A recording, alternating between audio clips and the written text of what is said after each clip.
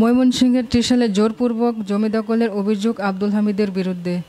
ময়মনসিংহ জেলার ত্রিশাল উপজেলার দেওপাড়া গ্রামের বাসিন্দা পশু চিকিৎসক মোহাম্মদ মজিবুর রহমানের ধান চাষকৃত ফসলি জমিতে জোরপূর্বক খুঁটি পুঁতে তা দখলের অভিযোগ উঠেছে একই গ্রামের বাসিন্দা আব্দুল হামিদের বিরুদ্ধে। স্থানীয় বাসিন্দারা জানায়, দীর্ঘ 50 বছরের বেশি সময় পৈতৃক সম্পত্তিতে ফসল চাষ করে আসছেন পশু চিকিৎসক মোহাম্মদ মজিবুর রহমান।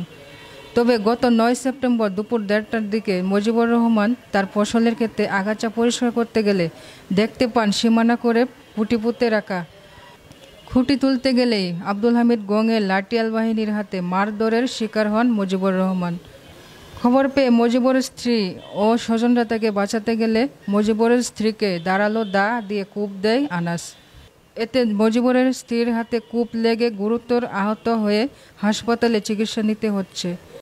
জায়গাটা তো আমার শ্বশুরে 50 বছর ধরে এই জায়গাটা আমার শ্বশুরে খাই গেছে। এখন আঙ্গুরে দেখেছি, আমরা খাইতেছি। পরে হঠাৎ করে তারা একদিন খেত খুঁড়া গেছে, আমরা জানি না। পরে হেরা আগে মহিলা ভাড়াই দিছে 10-15 জন। পরে মহিলা ভাড়াই দিলে হের লগে খেত ফাড়াফাড়ি হচ্ছে, হেতো আর মহিলার সইছে না, কিছু হচ্ছে না। পরে আমি গেছি, আমার দেবর গেছে। আমি যাওয়ার লগে লগেই আনাস করে একটা নাম হেরা মানে কূপ মারছি।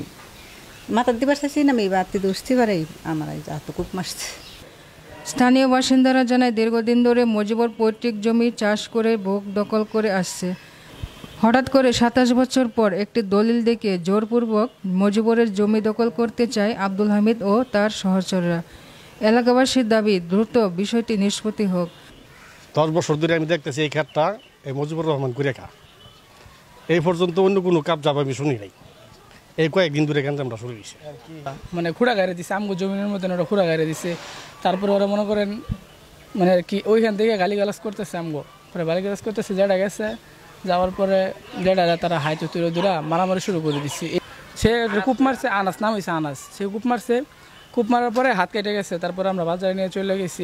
জমিন তাগর দোকালে 50 বছর ধইরা আগাছির ছিল তার বাপার দহলে, এখন তার দহলে। এখন তার একটা দলিল দেখা ইস্যু করে আর একটা দলিল। এইটা কি সূত্রে দেখা, আগে দেওয়া হয়েছে না। মানে অনেক দীর্ঘদিন ধরে তার বাপের জমি নিয়ে খাইতেছে। এখন আরেকজন আছে তারপরে ফ্যামিলির লোক, তারা বলতেছে তাগর জমি। জমি হলে তখন তো মনে হয় যে কাগজপত্র হইলে আসল। আমরা ছোট থাকতে দেখতেছি তার বাহে খাইছে, তার বাপ না থাকলে ওখান তারা খাইতেছে। ওখান তার বাহিরটা বেঁচেছে, তাই হেমার বন্ধ করেছে। ওখান এনে বললো হামিদ ভাই তার চাচাতো ভাই ভাই ওখানে এটা যে কাগজের ফেস পঞ্চায়েত, এটা তার আমরা কইতাম না।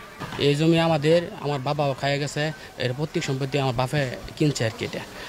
এটা যখন বাপ জীবিত আছিল তখন তার কিছু বলে নাই। এখন তারা কোথেকে দলিল একটা বানাইয়া কইতেছে যে এই জমিতে আমার পায়াম। তারপরে এলাকার তৃতীয় পক্ষে অনেক লোক তার সাথে বাটপার সিটার এটা সব একত্র হইছে না। এই তৃতীয় পক্ষের লোকগুলা তার সাথে একত্র হয়ে সাক্ষী হইতেছে, দলিলের মধ্যে সাক্ষী দিতেছে। পশু চিকিৎসক মজিবুরের সঠিক দলিলপত্র থাকার পরও পৈতৃক সম্পত্তি জোর করে দখল দিতে চায় প্রতিবেশী আব্দুল হামিদ ও তার অস্ত্রধারী সন্ত্রাসীরা। মজিবুরের দাবি, পিতার সম্পত্তি যেন কেউ জোর করে অবৈধভাবে দখল করতে না পারে এবং নিজের সম্পত্তি আগের মতো কোনো বাধা বিপত্তি ছাড়া ভোগ করতে পারে।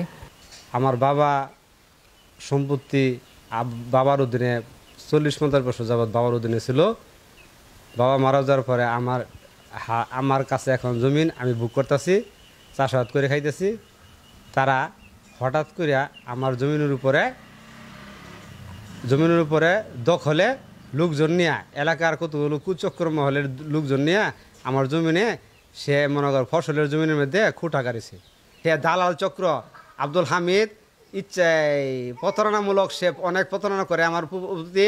আমারে মনে করেন বিভিন্ন ধরনের হুমকি দেখা, সে মনে করেন হুমকি দেখায়া সে বলে এলাকার অনেক লোকজন আছে তার সাথে, মনে করেন এই লোকজনের সহযোগিতায় তাদের দলবল নিয়ে সে আরও মনে করেন এই বেশি শক্তি খাটায় বুঝেন আমার জমির উপর অত্যাচার করে। সে এই জমিনটা ভুয়া দলিল নিয়ে দাবি করে। সে 27 বছর আগের দলিল সে দেখাইতেছে। এই দলিল সত্য প্রমাণিত না। 27 বছর আগে দলিল থাকলে তার দখলে ছিল না, এখন আমার দখলে জমিন আছে। তা আমি সরকারের কাছে আমি আকুল আবেদন জানাচ্ছি এই জমিটা সুষ্ঠু সমাধানের জন্য। এই জমির আমি যে আজীবন খেতে পারি। এদিকে হুকুম দিয়ে মারধর ও অবৈধভাবে অন্যের জমি দখলের কথা স্বীকার করে আব্দুল হামিদ। তার দাবি দলিল মূলে যেন সম্পত্তি পায়, সেজন্য যা করার তাই তিনি করবেন। আমি এতদিন বাধা দিছি না, খেটটা তো তাড়াতাড়ি পরিবর্তে আমার বাড়িতে ডেথ হয়ে গেছে। বাড়িতে দেওয়া যাওয়ার পরে তার ভাই, দুই ভাই বা বোনে বেচ চালাইছি, বেচার পরে তো আমার জায়গাটা কমে গেছে না। কমে যাওয়ার পরে আমি কাগজ দেখে আমি যেন পাইতেছি, আমি ওই বাধা দিতেছি। এই ক্ষেত্রে জমিন আছে এই দাগে, যার ফলে আমি এনে বাধা দিছি। আমি যে জায়গাটুক লইয়া গেঞ্জাম, এই জায়গাটুক যদি তা করে ভাই বোনেরে কেউ লেখা দেওয়া থাকে, হ্যাঁ লই যাক, সমস্যা নেই, আমার কোনো আপত্তি নেই। কিন্তু আমি জানি তার বাপে আমার বাহারে লেখাটা থেকে গেছে, ওই হিসাবেই রয়েছি, ওই হিসাবে আমি খারিজ করছি, ওই হিসাবে আমি দাবিদার। আমার কাছে অরিজিনাল দলিল আছে এবং কি প্লাস হাই করছি, এটা জাল দলিল। এরপর আমি দলিলের নহলও তুলছি। আমি চাই সূক্ষ্ম যে আমি সিটারি করতেছি না তারা সিটারি করতেছে, আমার এটা দেখেন।